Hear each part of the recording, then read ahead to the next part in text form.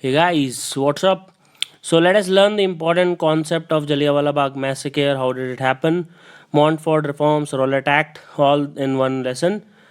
So when we talk about it, the seed started in World War One.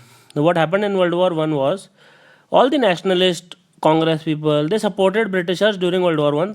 Thought thought that Britishers will help them in having self rule and will provide a lot of autonomy if we support them. And during Gandhiji also had requested the entire country so that they can help the allies in war. And Indian public was obviously expecting something in return. So first thing is India support for Britishers during World War One, and they expected political autonomy, democratic reforms.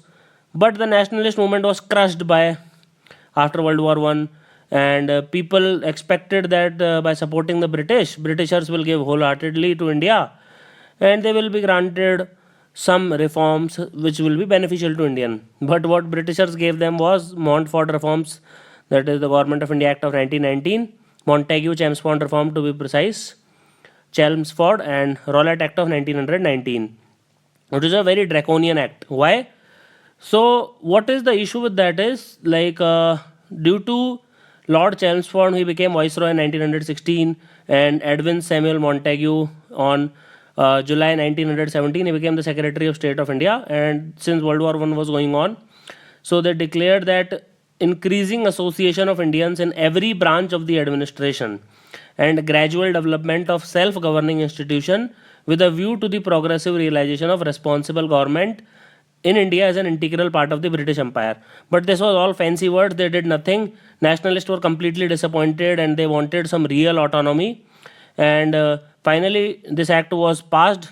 Okay. And what it led to, like this act will be there for 10 years. So you might be knowing 1909, then 1919. In 1909, it was the Morley-Minto reform. Now it is Montague Chelmsford reform. And 10 years later, it will be the Simon Commission to review the functioning of it. So for 10 years, for 1919, 1929, they introduced self-governing institutions gradually in India. First, it started with the diarchy. So preamble suggested for a decentralized unitary form of government. So diarchy means like two sets of governments, and one is accountable, another is not accountable that much. And Government of India Act of 1919, like there were central and provincial subjects. So this is also important. Again, the provincial subject they were divided into two groups. One was reserved and another was transferred, as you can see here. So for the reserved subjects, okay, they were kept with the governor. It is important, and transferred subjects were kept with the Indian ministers. And division of this subject was like introduction of hierarchy was very critical to these subjects. Now, central legislature also became bicameral. Bicameral means like two houses. Okay, the first was called as the Legislative Assembly, and second was called as the Council of States. And it also started the establishment of a Public Service Commission. Okay, so you might have heard of UPSC. So these are also public commissions.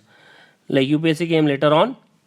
And Indian executive, it comprised of Governor General and his council, and no bill of the legislature could be deemed to have been passed unless it was assented by the Governor General. Okay, and but the Governor General can enact any bill without the assent of the legislature.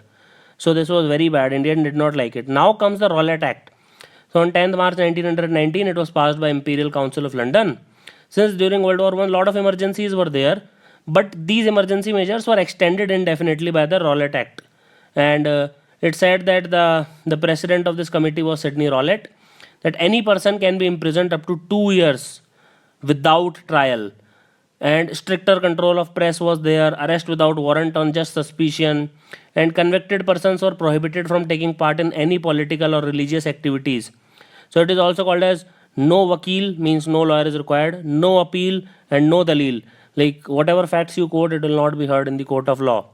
So obviously nobody will like such a draconian act which will curtail the very foundation of your freedom.